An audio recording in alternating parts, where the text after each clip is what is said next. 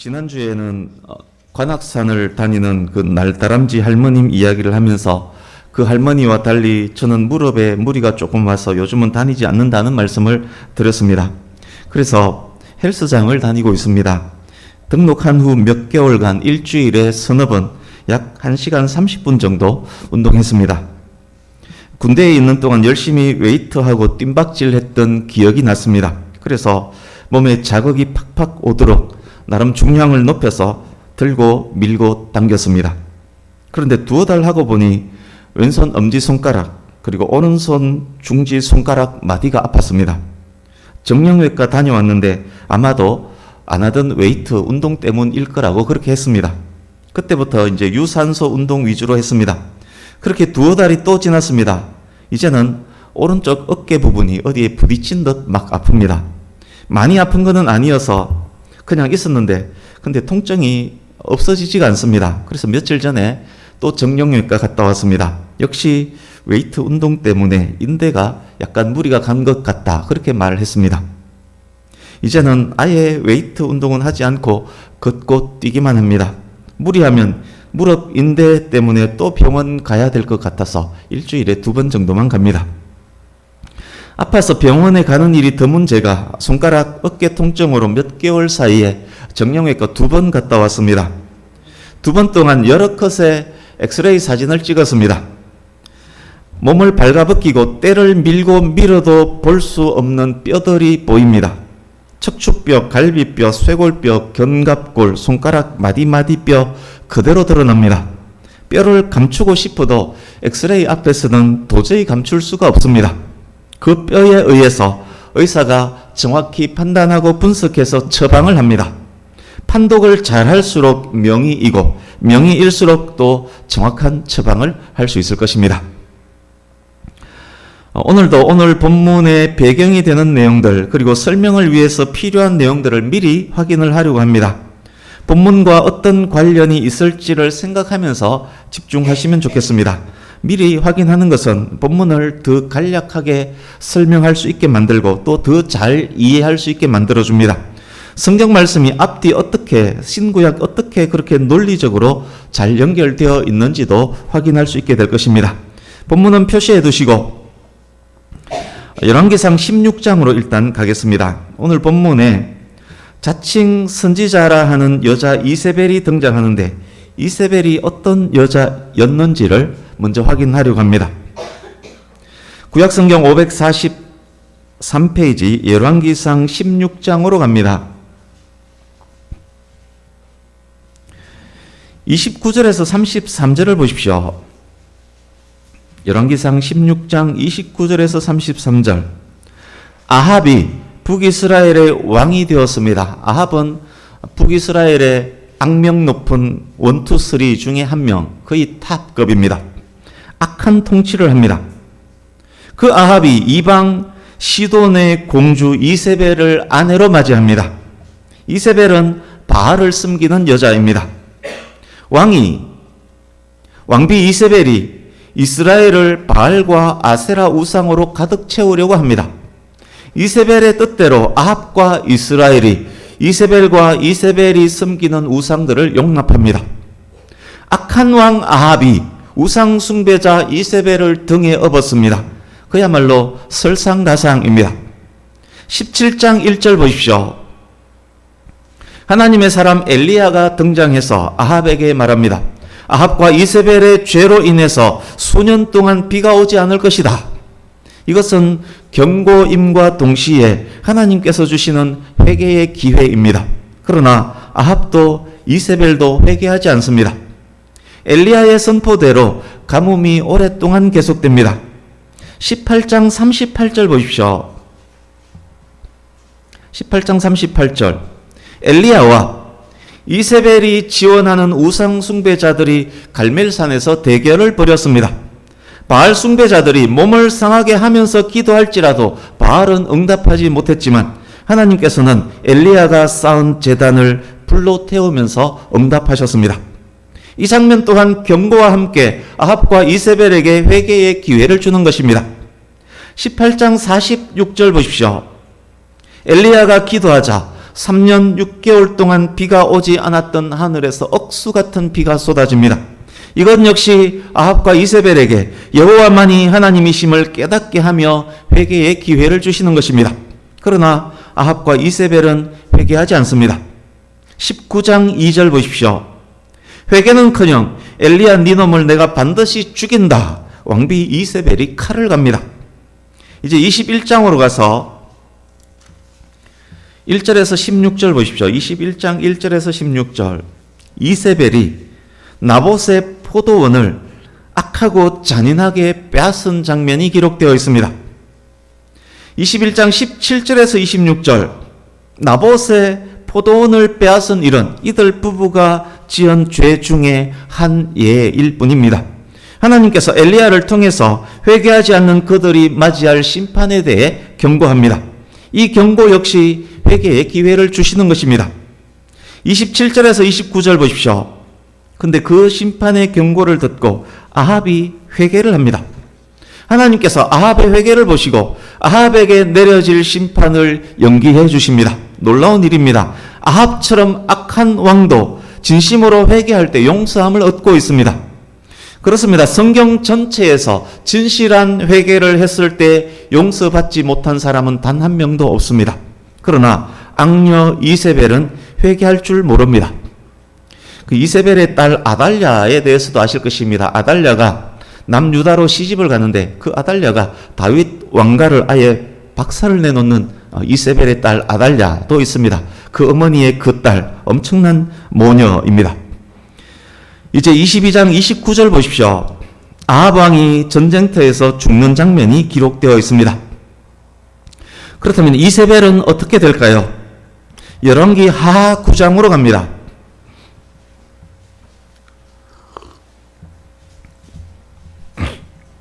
열왕기 하하 9장. 아합 왕가를 심판할 자로 예후가 등장합니다. 30절에서 37절 보십시오. 왕비 이세벨이 내시에 의해서 창밖으로 내던져집니다. 말과 전차 바퀴에 시체가 짓 이겨져서 두개골과 발과 손만 남습니다. 10장 6절에서 7절 보십시오. 아합의 아들 70명이 예후에 의해서 죽임당합니다. 70명 중에는 아합과 이세벨이 낳은 아들들이 꽤 있었을 것입니다. 아합과 이세벨의 자녀들, 그들의 추종자들은 이렇게 처참하게 종말을 맞이합니다. 이제 시편 2편으로 갑니다. 구약성경 805페이지. 지금 미리 확인하는 것은 본문 설명을 엄청나게 줄여줄 겁니다. 시편 2편. 시편 2편은 메시아 예언시입니다. 7절에서 12절 보십시오. 하나님께서 메시아 예수 그리스도를 이 땅에 보내실 것입니다. 구약의 입장에서 보내실 것입니다. 메시아는 하나님으로부터 땅끝까지 모든 나라를 유업으로 받으신 통치자입니다. 그리스도께서 심판하실 때 철장은 쇠막대기입니다. 철장으로 질그릇을 부수듯 하실 것입니다. 세상의 군왕들일지라도 세상의 황제들일지라도 그리스도 앞에 엎드려야만 할 것입니다. 그러나 그리스도에게 피하는 자, 그리스도와 입맞춤하는 자는 복된 자로 구원을 받게 될 것입니다. 만약 그렇지 않으면 그 진노하심 앞에서 망하게 될 것입니다. 이제 사도행전 15장으로 갑니다. 신약성경 213페이지.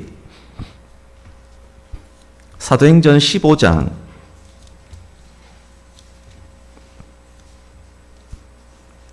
제1회 예루살렘 기독교 총회에 대한 내용입니다. 기독교인이 되려면 할례를 받아야 한다. 그렇게 말하는 유대주의자들의 주장에 총회가 이런 결론을 내립니다. 15장의 내용이 그렇습니다. 구원은 주 예수의 은혜로 받는 것이지 할례나 율법의 행위를 지킴으로 받는 것 아니다. 그런 결론을 내립니다. 15장 28절 29절 보십시오. 그 결론에 기반하에 총회가 이방인 기독교인들에게 이런 공문을 보냅니다. 기독교는 할례를 주장하는 유대주의자들과 무관하다. 기독교는 이방인들에게 할례를 요구하는 등등의 어떤 짐도 지우지 않는다. 다만 이방인들이 행하는 관습 중에 유대인과의 연합을 해칠 수 있는 세 가지 사항을 금해 주기 바란다. 그 세 가지 사항이 우상의 제물, 피와 목매어 죽인 것, 음행이다. 정리하면 이런 이야기입니다. 기독교인답지 않은 나쁜 습관과 전통은 멈추고 지금까지 기독교인으로 살아온 것들을 잘 지켜라. 스텝 바이 스텝이다. 조금씩 진전을 이뤄 나가면 된다. 일단 그것에 집중해서 잘 해라. 교회는 더 이상 어떤 짐을 지우지 않겠다. 그런 이야기입니다. 이제 사도행전 16장 12절 보십시오. 바울 2차 전도 여행이 시작되었습니다. 마게도냐, 오늘날 유럽입니다. 마게도냐 첫 지역 빌립보에 바울이 이르렀습니다. 13절 14절 바울이 기도할 곳을 찾다가 강가로 갔는데 거기서 이야기하다가 루디아라는 여자를 만납니다. 루디아의 고향은 두아디라입니다. 루디아는 두아디라의 본점을 그래서 그 본점에서 뛰어난 염료를 가져와서 빌립보에 파는 옷감 장사입니다. 옷가게의 루디아, 리디아라는 상호가 오늘날도 많은 이유 중에 하나가 여기 루디아에서 따온 그 이름입니다. 두아디라는 섬유, 염색 등이 매우 발달했던 곳임을 잘 알 수 있습니다. 15절과 40절을 보십시오. 루디아와 그의 가족이 바울이 전한 복음을 영접해서 유럽 1호 그리스도인 가정이 됩니다. 루디아의 집이 공동체가 모이는 예배당으로 활용되고 있습니다. 이제 본문으로 갑니다. 본문은 두아디라 교회에 보내는 예수님의 말씀입니다. 유럽 최초의 그리스도인 루디아의 고향 두아디라입니다. 알렉산더의 부하 장수였으며 알렉산더가 죽은 후 그리스 제국의 시리아 지역 왕이 된 셀류쿠스 1세가 BC 300년경에 이 지역을 점령했습니다. 셀류쿠스에게는 두아라는 딸이 있었습니다. 두아라는 딸 이름에 성읍을 의미하는 테리아를 합성해서 이 성읍을 두아테리아라고 불렀습니다. 그것이 두아디라 이름의 시작입니다. BC 300년에 이 이름이 시작되었습니다. 두아디라는 브가모에서 동남쪽으로 약 65km 지점에 있습니다. BC 190년경 브가모에 종속되었고 BC 133년경에 로마에 종속된 그런 성입니다. 두아디라 교회 역시 다른 교회들과 마찬가지로 우상숭배, 황제숭배라는 환경적 영향 아래에 있습니다. 그러나 두아디라 교회를 향한 공격은 다른 교회의 상황과 조금 다릅니다. 정치적, 외부적 박해로부터 힘들어하는 교회가 아니라 내부적 상황으로 어려움을 겪었던 교회가 두아디라 교회입니다. 두아디라 지역의 가장 큰 특징은 여러 직종의 상업이 발달했다는 것입니다. 옷감 공장, 제빵, 도자기, 방직, 양털 상인, 노예 상인, 신발 상인, 염색 공장, 구리 세공업자 등등의 공장과 상인들이 많았습니다. 두아디라에 출토된 비문에 그것이 잘 기록되어 있습니다. 그 중에서도 특히 옷감, 염료 공장이 유명했습니다. 사도행전에 루디아를 소개할 때 굳이 두아디라 자주 옷감 장사라고 했던 이유일 것입니다. 공장과 상인들이 많았기 때문에 자연스레 상인연합회, 노동조합 등이 많이 만들어졌습니다. 두아디라 염색공장연합회, 두아디라 신발공장연합회, 안양 요식업협회, 안양 태권도장협의회, 관악시장 상인연합회, 안양 학원연합회, 평촌상가연합회, 안양 부동산연합회 등등등 그런 연합회가 많이 만들어졌다는 이야기입니다. 그런데 안양의 연합회와 두아디라 상인연합회가 크게 다른 것이 있습니다. 두아디라 각 연합회에는 자기 업종과 관계된 자기들만의 신을 섬겼다는 것입니다. 그 옛날 소설 속에 인당수를 오가는 선주연합회에서 자기들만의 신을 섬기면서 그 신을 달래기 위해서 공양미 300석의 심청이를 사서 받아서 귀신에게 던지지 않았습니까? 그런 연합회가 각 직종마다 있었다는 말입니다. 여기서 그리스도인들의 딜레마가 생깁니다. 두아디라 교회 내부적 상황의 어려움이 여기서 시작됩니다. 두아디라 교회의 어떤 성도가 옷감 염료 공장을 개업했다라고 가정하겠습니다. 개업하자마자 옷감 염료공장 연합회에서 가입 신청서를 갖고 찾아옵니다. 연합회에 가입해야만 서로 정보도 주고받고 서로 물건도 사고 팔기도 할 것이고 함께 어울릴 수도 있답니다. 그래서 연합회에 가입했습니다. 그런데 그 연합회에서 물감신, 옷감신을 섬깁니다. 모여서 신을 섬기며 술에 취하고 음행을 합니다. 그리스도인으로서 도저히 용납할 수가 없었습니다. 그래서 탈퇴합니다. 탈퇴하고 나니 동일 업종의 사람들이 욕을 합니다. 자기네들끼리만 정보를 주고받습니다. 왕따시킵니다. 운송업자 연합회에 압력을 넣어서 그 공장의 물품은 운반하지 말라라고 합니다. 자체적으로 수레를 구매했는데 자고 일어나니 수레가 부서져 있습니다. 장사를 할 수 없을 지경에 이르렀습니다. 먹고는 살아야 하는데 그렇다고 다른 신을 섬기는 것, 음행은 용납할 수 없습니다. 두아디라 교회 안에는 이런 딜레마에 빠져서 이러지도 저러지도 못하며 고민하는 사람들이 많았습니다. 이 문제를 해결하겠다고 나섰던 사람이 이세벨입니다. 그 여자 이름이 이세벨이어서 이세벨이 아니라 이스라엘을 우상 숭배로 물들였던 악녀 이세벨과 같은 여자였기 때문에 그 이름을 상징적으로 차용해서 여기서 이세벨이라고 부른 것입니다. 이세벨이 나름의 영적 능력을 가졌습니다. 미모에 말솜씨도 뛰어납니다. 그녀가 교회 안에서 딜레마에 빠져 양심의 가책을 느끼며 지내고 있는 성도들에게 그럴싸한 말로 죄 가운데 들어가도록, 죄 가운데 계속 머물도록 꼬드깁니다. 내 말 잘 들어봐. 나는 이미 도덕을 초월한 사람이야. 나에게 도덕의 잣대 들이대지 말라. 나는 하나님의 깊은 비밀을 통달한 사람이야. 상인연합회에 참석해서 그들과 함께 어울리는 것에 대해서 너무 가책받지 않아도 돼. 우상의 재물 먹고 함께 어울려 음행하는 것 그럴 수 있어. 먹고는 살아야 될 것 아니니, 돈을 벌어야 교회에 헌금도 할 것 아니니 자유롭게 활동해. 이세벨이 그렇게 그리스도인들을 꿰어서 행음하게 하고 우상의 재물을 먹게 했습니다. 이세벨의 주장은 당대의 이단 영지주의자들의 주장과 비슷합니다. 14절 끝부분을 한번 보십시오. 계시록 2장 14절 끝부분. 버가모 교회의 문제도 우상의 제물과 행음이었습니다. 버가모 교회는 니골라당의 교훈, 발람의 교훈을 따랐던 교회입니다. 이세벨은 니골라당 영지주의자와 관련된 이단 사입이었을 가능성이 매우 높습니다. 나는 모든 내용들을 기억하시고 한 절씩 간략히 조금 더 자세히 확인하겠습니다. 18절. 눈이 불꽃과 같고 그리스도의 눈은 불꽃과 같습니다.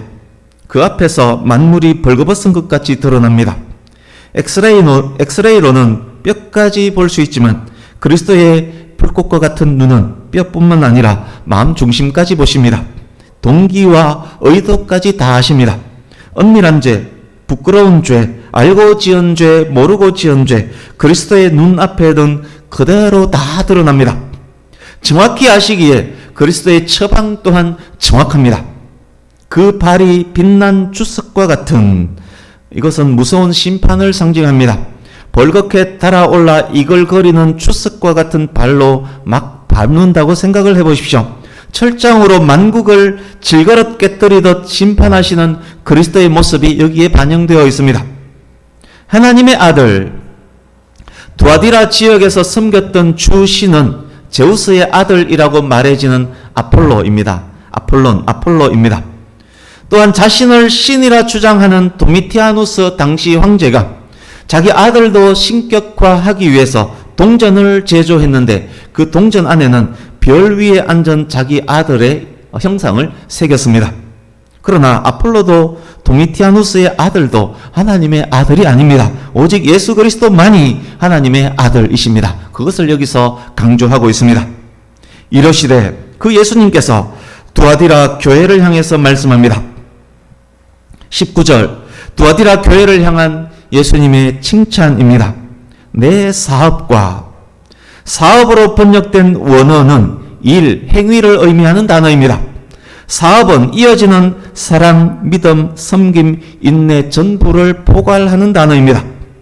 사랑과 믿음과 섬김과 인내를 아노니. 하나님의 사랑, 하나님 사랑, 이웃 사랑은 예수님을 믿는 믿음으로 말미암음입니다. 그 사랑과 그 믿음이 있을 때 실질적 봉사와 섬김이 나옵니다. 그 사랑과 그 믿음이 있을 때 또한 인내함으로 견고하게 설 수도 있습니다. 두아디라 교회는 사랑과 믿음과 섬김과 인내가 있는 교회였습니다. 불꽃과 같은 눈을 가진 그리스도께서 그 모든 것을 다 아십니다. 내 나중 행위가 처음 것보다 많도다. 원어상 여기 행위와 위의 사업은 같은 단어입니다. 두아디라 교회의 사랑, 믿음, 섬김, 인내가 갈수록 더 성장, 성숙하고 있다는 칭찬입니다. 놀라운 칭찬 아닙니까?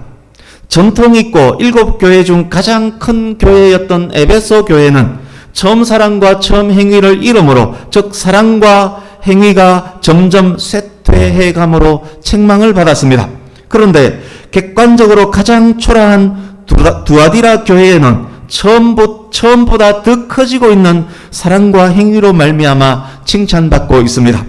교회의 크고 작음보다 더 중요한 것은 사랑과 믿음, 섬김, 인내가 조금씩이라도 성장하고 있는가입니다.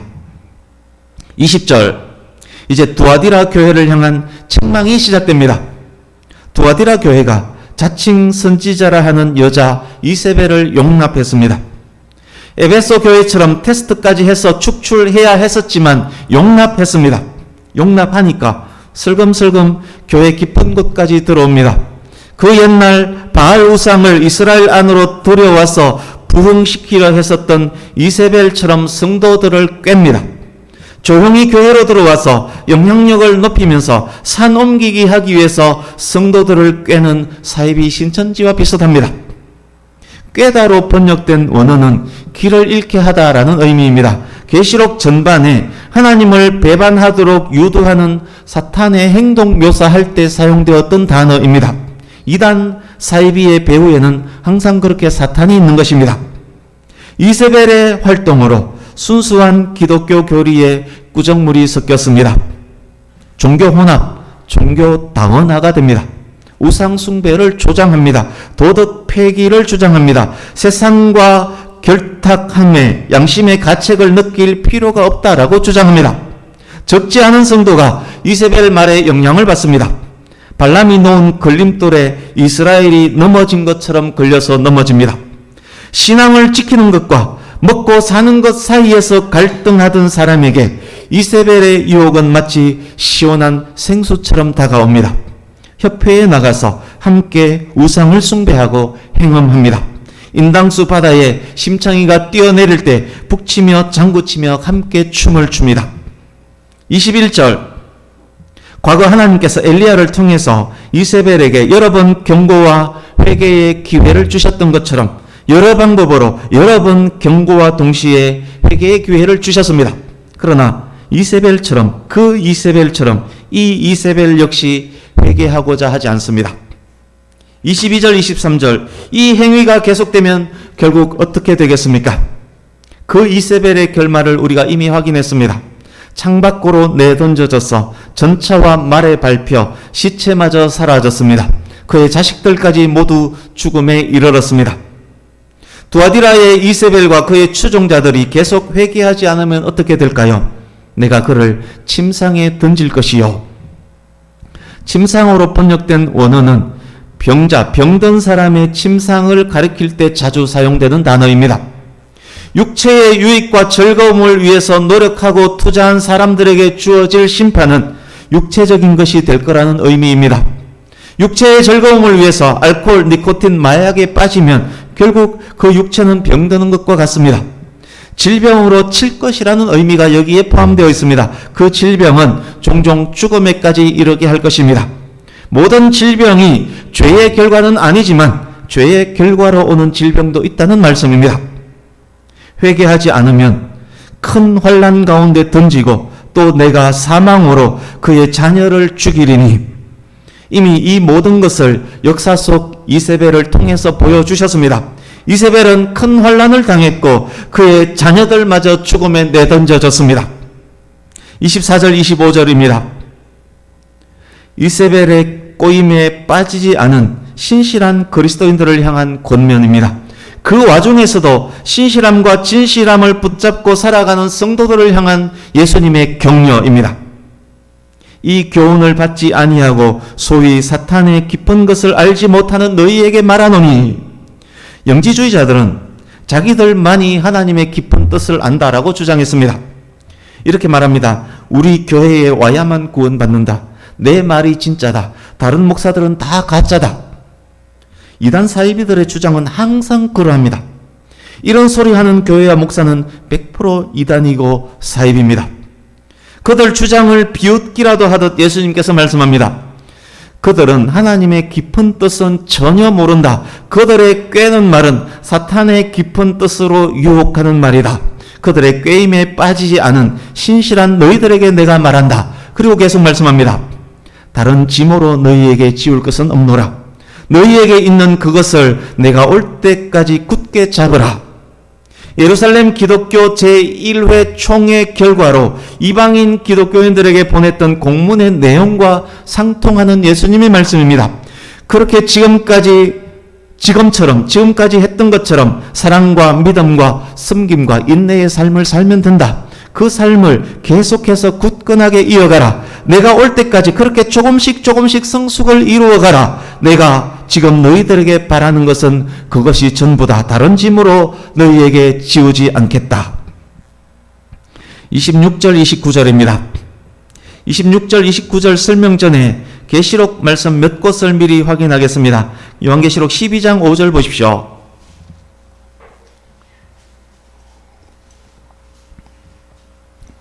(12장 5절) 시편 2편에 예언되었던 예수님은 장차 철장으로 만국을 다스리실 분입니다.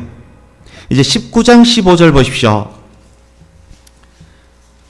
19장 15절. 예수 그리스도는 만왕의 왕이시요 만주의 주님입니다. 예수 그리스도는 최고의 권위를 가지신 최고의 통치자이십니다. 이제 22장 16절. 예수 그리스도는 다윗의 뿌리요 자손입니다. 예수 그리스도는 광명한 새벽별이십니다. 기억하시고 본문으로 오십시오. 본문 26절에서 29절 보십시오. 예수 그리스도께서 예수님의 말씀에 순종하는 그들에게, 악녀 이세벨을 용납하지 않는 그들에게, 사랑과 믿음과 섬김과 인내의 삶을 사는 그들에게, 한 발짝 한 발짝 스텝 바이 스텝 진보를 이루어가는 그들에게 예수님께서 예수님의 권세를 나누어 주실 것입니다. 예수님의 통치에 동참하게 하실 것입니다. 새벽 별이신 예수님 자체를 주실 것입니다.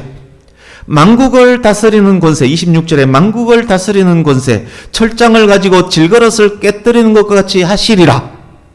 두 번 반복하며 예수님의 통치에 그리스도인이 동참하게 될 것을 강조하고 계십니다.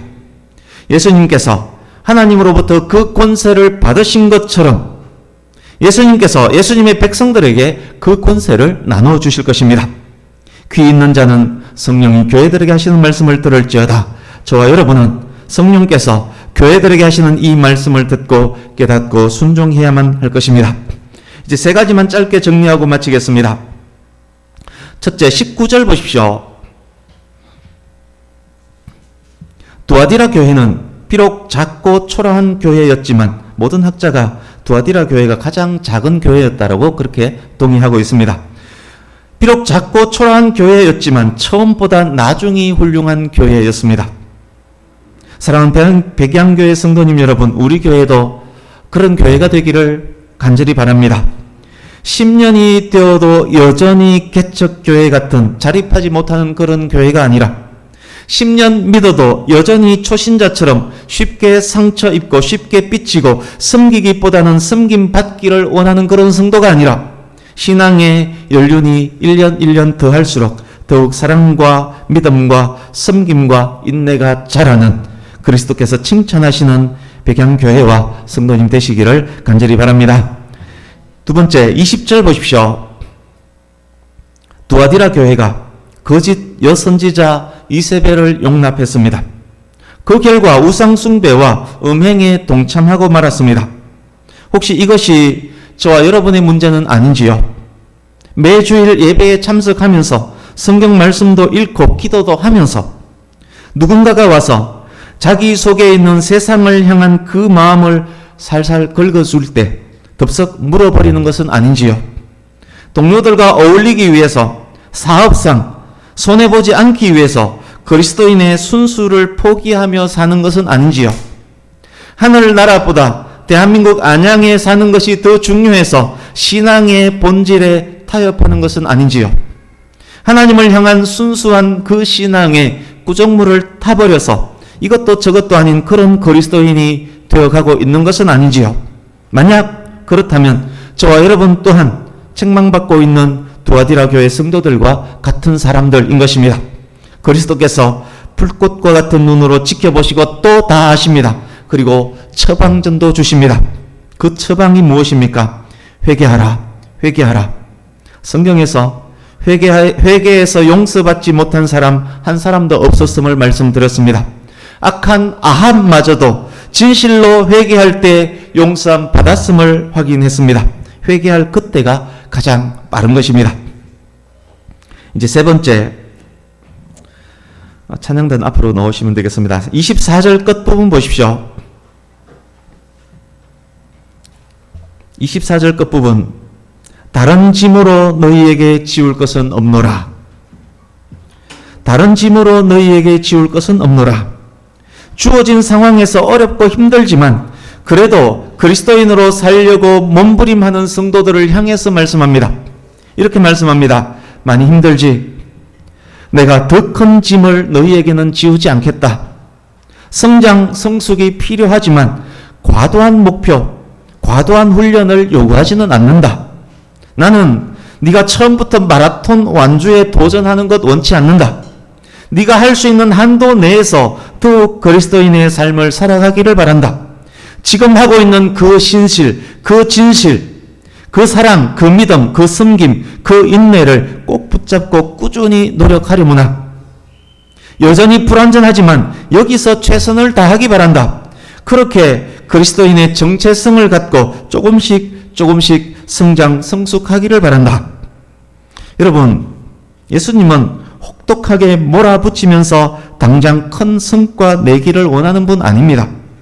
교회에 등록하자마자 이것 하겠습니다, 저것 하겠습니다. 갑자기 훅 달아오르는 성도, 일주일 내내 초신자일 때 등록하자마자 일주일 내내 교회에 사는 성도, 순교하겠습니다, 신학하겠습니다, 그렇게 쉽게 말하는 성도, 그들은 그 상태가 오래가지 못합니다. 하나님께서 원하시는 것도 아닙니다. 사랑하는 성도님 여러분, 표대를 향하여 두아디라 교회, 칭찬받았던 두아디라 교회 성도들처럼 나중이 처음보다 조금씩 나아지는 교회 성도, 한 걸음 한 걸음씩 내가 할 수 있는 것부터, 작은 목표부터 세우고 실천하며 시간이 흐를수록 점점 더 나아지는, 오늘 주어진 나의 일에 신실하고 진실한 성도로 살아갈 수 있기를 간절히 바랍니다. 그 삶에 하나님께서 지혜와 힘과 능력을 더하여 주실 것입니다. 오늘도 찬양 함께 하면서 함께 기도함으로 말씀을 마치려고 합니다. 나눈 말씀을 기억하시면서 찬양하며 다짐하며 기도하는 시간 되었으면 좋겠습니다. 우리 주보 오른쪽에 있는 신실하게 진실하게의 가사를 생각하며 찬양하겠습니다.